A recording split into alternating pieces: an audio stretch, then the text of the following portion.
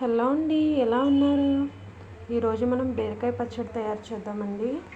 ఈరోజు బీరకాయ పచ్చడిలో కావాల్సినవి పచ్చిమిరకాయలు, టమాటాలు, బీరకాయ తొక్కుతో సహా కట్ చేసుకోవాలండి చిన్న చిన్న ముక్కలుగా. దీన్ని ఆయిల్ పెట్టి ఆయిల్లో మగ్గనిద్దాం.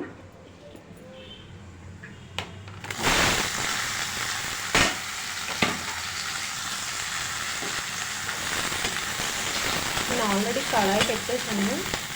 సో ఇలా దీన్ని మొత్తం మగ్గనిద్దామండి. సాల్ట్, జీలకర్ర, చింతపండు అవి కూడా వేసి మగ్గబెట్టేద్దాం. చింతపండు, కొద్దిగా పసుపు, హాఫ్ స్పూన్ సాల్ట్ యాడ్ చేసానండి. మొత్తం ఇలా బాగా కలిపేసుకోవాలి, మగ్గిపోవాలి. మూత పెట్టి ఒక 5 minutes పాటు ఉంచేద్దాం.